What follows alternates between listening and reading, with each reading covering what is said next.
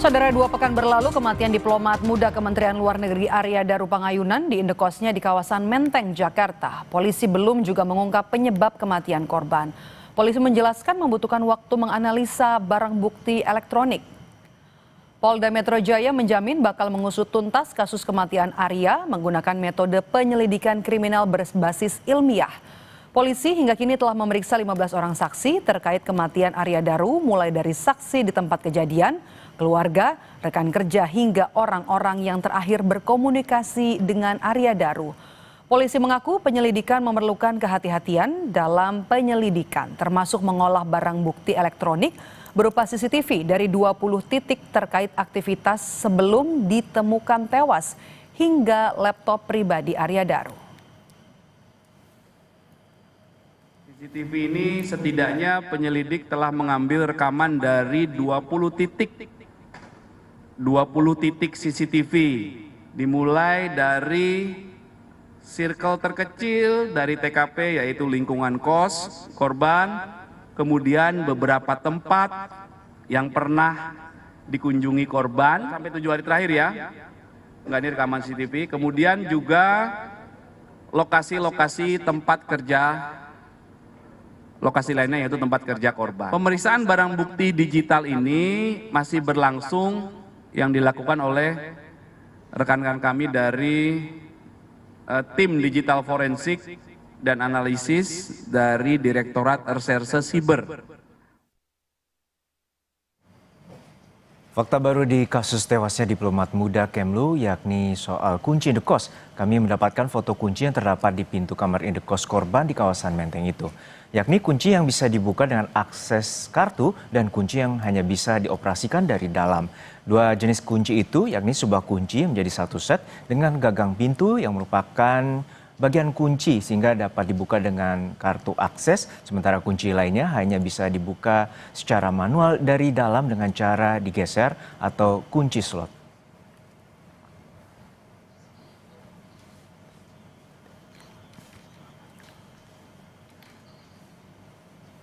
Selain temuan soal 2 jenis kunci yang terpasang di indekos Arya Daru, fakta lain soal kondisi kamar terutama bagian plafon yang cukup rapi. Tidak tampak kerusakan apapun di dalam plafon kamar indekos diplomat muda Kemlu yang ditemukan tewas dengan kepala terlilit lakban.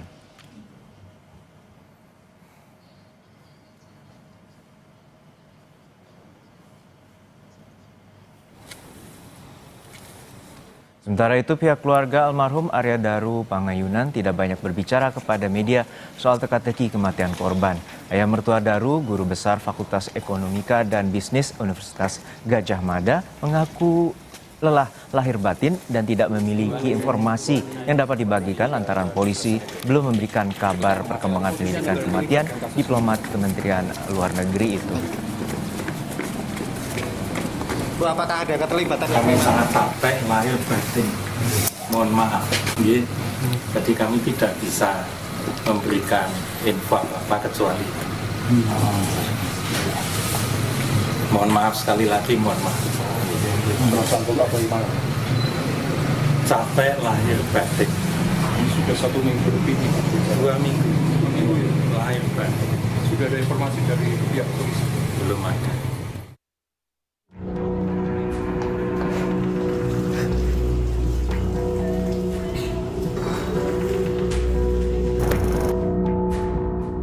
Dua pekan berlalu, penyelidik Polda Metro Jaya belum mengumumkan penyebab kematian Arya Daru Pangayunan, diplomat muda Kemlu yang ditemukan tewas terlakban di kamar indekosnya di Menteng, Jakarta Pusat.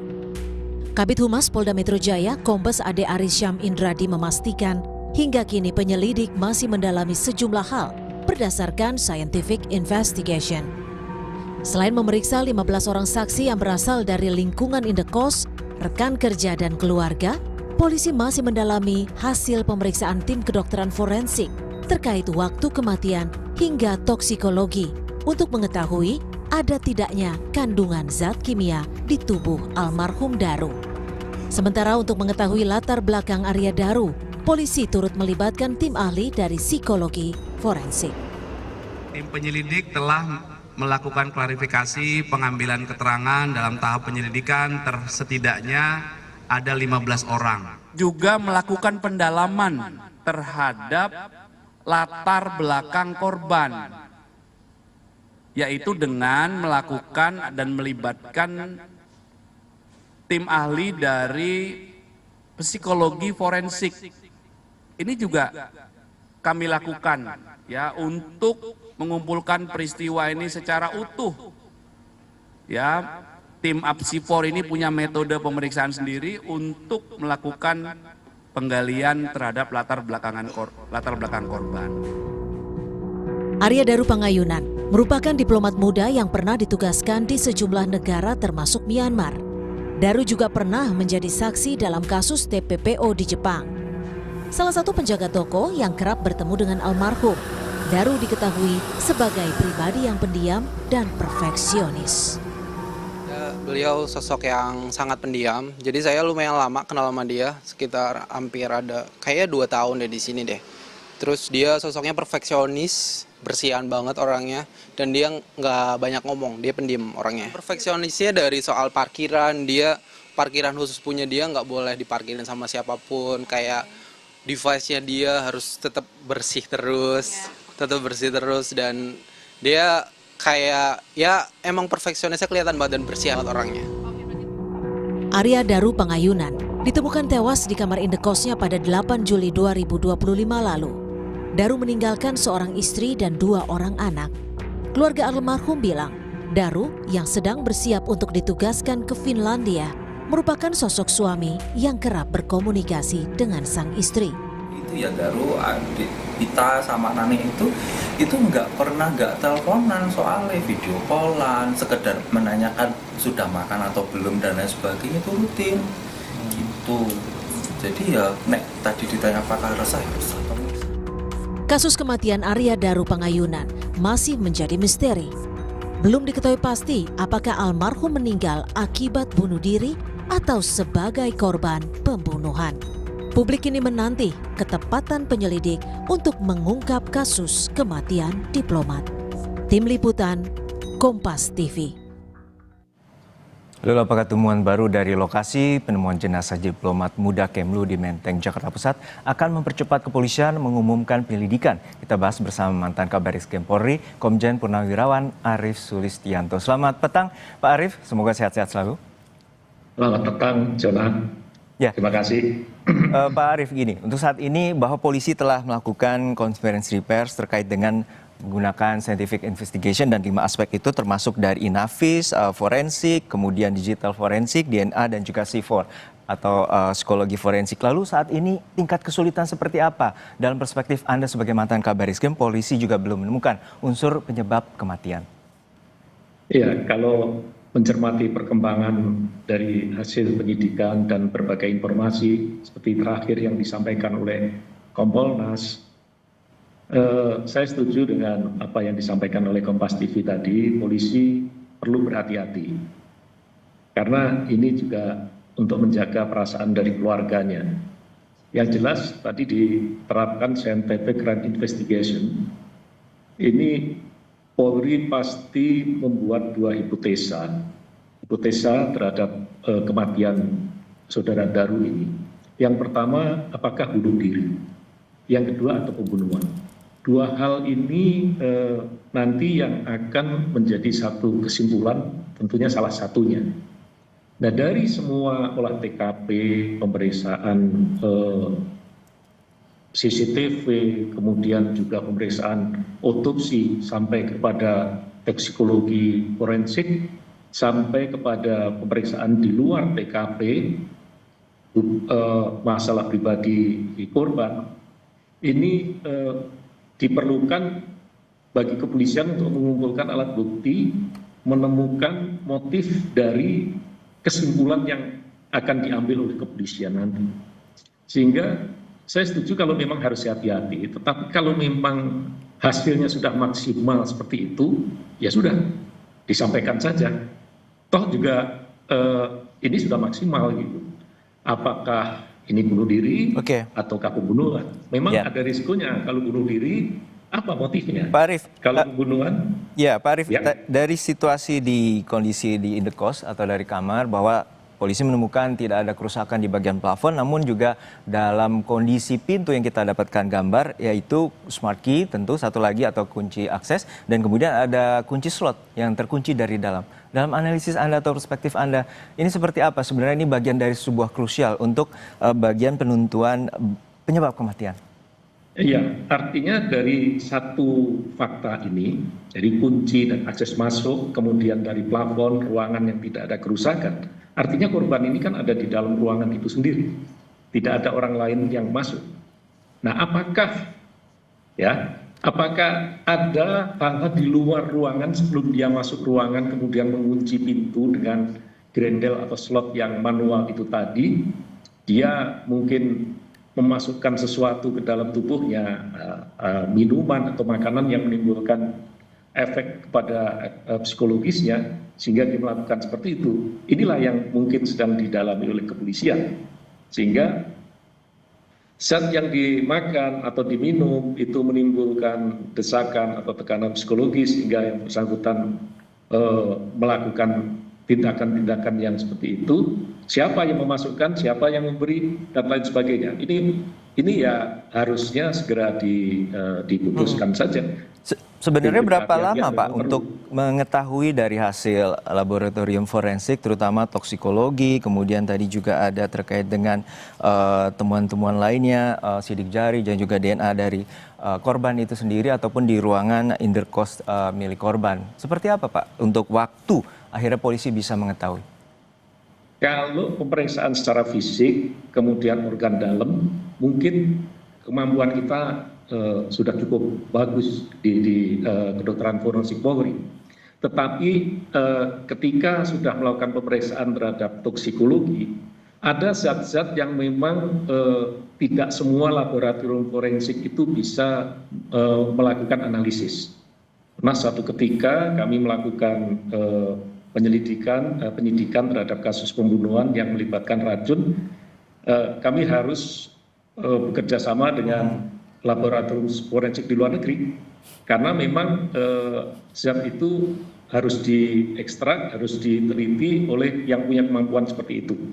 Apakah ini yang menjadi penyebabnya atau ada penyebab lain? Kita belum tahu. Tapi yang jelas dua hipotesis itu harus segera dijawab oleh kepolisian untuk memberikan kepastian. Seperti Bapak mertuanya tadi, kami sudah tekanan batin dan lain sebagainya. Itu yang diharapkan. Saya pikir kalau memang itu sudah akuntabel, sudah otentik, semua alat bukti yang dikumpulkan, kesimpulannya memang seperti itu, apa salahnya? Ya, tentu ini kita juga mendapatkan foto terkait dengan bagian kunci ini, juga kita melihat ada bagian cat yang berbeda dari titik kunci tersebut. Lalu apakah ini bisa juga menjadi bagian analisis, Pak Arief?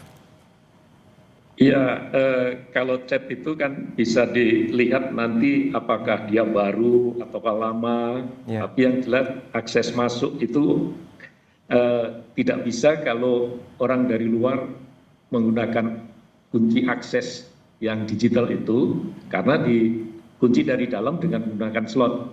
Sampai penjaga kos-kosan harus mencongkel jendela, karena ternyata akses dengan kartunya tidak bisa dipakai akibat dari slotnya yang dikunci secara manual itu tadi. Begitu, Jona.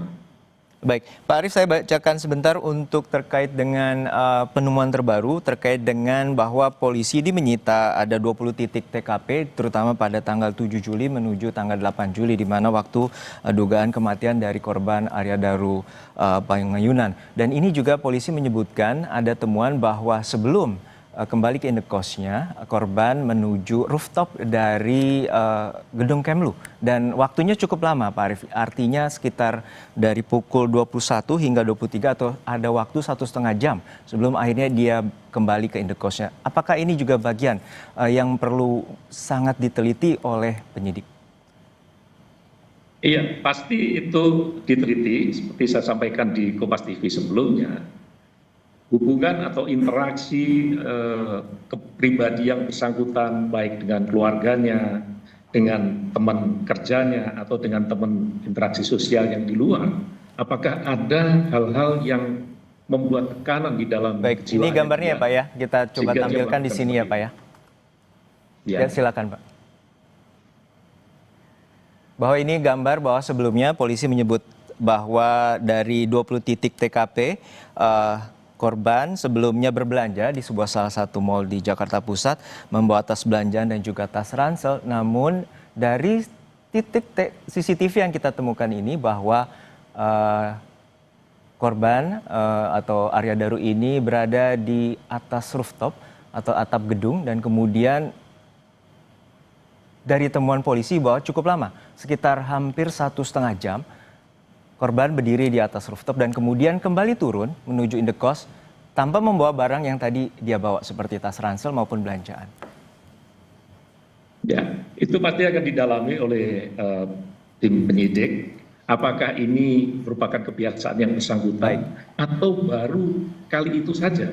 Sehingga ada apa sebetulnya kok yang berusukan sampai di atas? Apakah dia mencari angin atau ingin melihat pemandangan di atas atau ada hal lain? Itulah yang sedang dicari jawabannya oleh Kita dengarkan lebih lengkap keterangan dari Kabid Humas Polda Metro Jaya, Kombes Ada Arisham. Ya. Jam 21:43